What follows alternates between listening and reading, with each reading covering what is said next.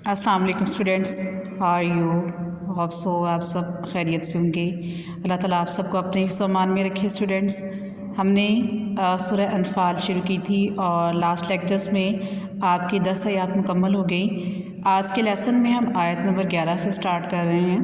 बिस्मिल्लाहिर्रहमानिर्रहीम। चलते हैं आज के लेसन की तरफ। आयत नंबर 11 हम शुरू करेंगे।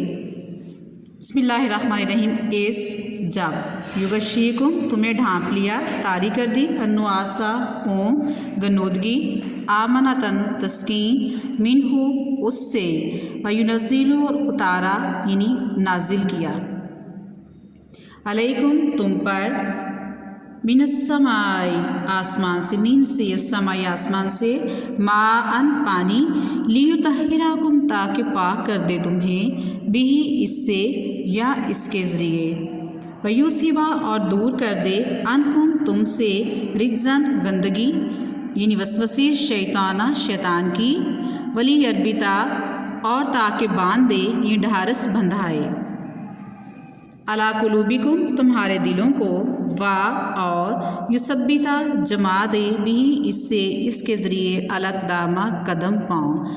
जी, आयत नंबर 11 है। इसका तर्जमा देख लेते हैं। अल्लाह ताला ने इरशाद फरमाया अपनी उस नेमत का कि याद करो जब उसने तुम्हारी तस्कीन, तुम्हारी तसल्ली के लिए अपनी तरफ से तुम्हें नींद यानी ऊँग की चादर उड़ा दी और आज तुम पर आसमान से पानी बरसाया ताकि इसके ज़रिए तुम्हें पाक कर दे और शैतानी निजासत यानी शैतानी वसवसे को तुमसे दूर कर दे, और इसलिए भी कि तुम्हारे दिलों को मजबूत कर दे और इसके ज़रिए तुम्हारे पाँव जमाए रखे।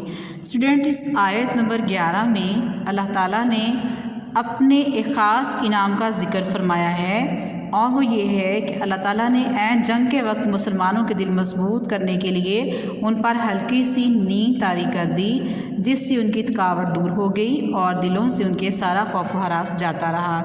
यानी कि जंग से पहले जो है मुसलमानों को अल्लाह ताला ने नींद अता फरमाई थी। आपको पता है कि नींद एक ऐसी चीज़ है कि इंसान रिफ़्रेश हो जाता है और दोबारा से सही तरह से अपने काम से अंजाम देने के लिए तैयार हो जाता है। इसलिए अल्लाह ताला ने यहाँ पर अपना ख़ास इनाम फरमाया कि वो थके हुए थे मुसलमान और उनकी थकावट दूर हो गई, दोबारा से वो ताज़ा दम हो गए।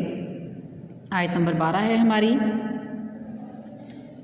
इस जब यूँ ही वही भेजी रब्बू का तेरे रब ने, इला तरफ अलमलाइकात फरिश्ते, अन्नी के मैं माकुम तुम्हारे साथ हूँ, फसब्बितू पस तुम साबित रखो, अल्लाज़ीना जो लोग आमनु ईमान लाए, साउल की अनकरीब में डाल दूँगा, फ़ी में कुलूबी दिल, यहाँ असल में कल्ब होता है वाहद और कुलूब दिल यानी जमा, और अल्लाज़ीना जिन लोगों ने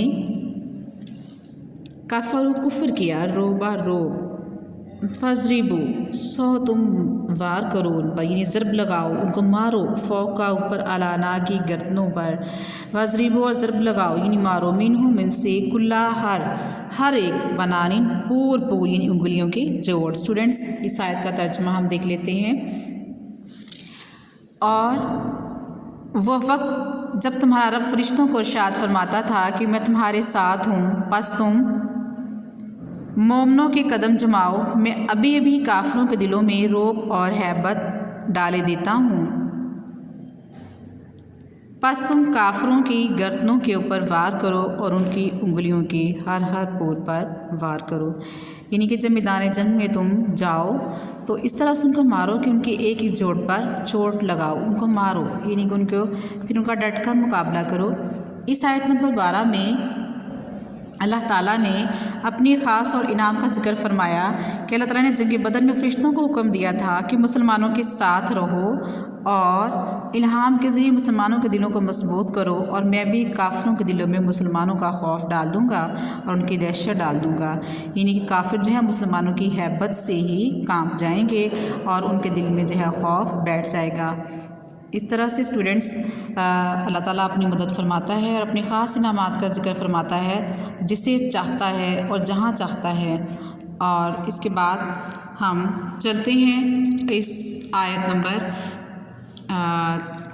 13 की तरफ। ज़ालिका ये बिअन्नहुम इसलिए कि शाक को उन्होंने मुखालफत की अल्लाह की व रसूल और उसके रसूल सल्लल्लाहु अलैहि वसल्लम की वाह और मन जो युशाकी की मुखालिफ होगा अल्लाह का व रसूल और उसके रसूल सल्लल्लाहु अलैहि वसल्लम का फ़इन्ना पस बेशक अल्लाह ताला शदीद सख्त अलिकाब अज़ाब।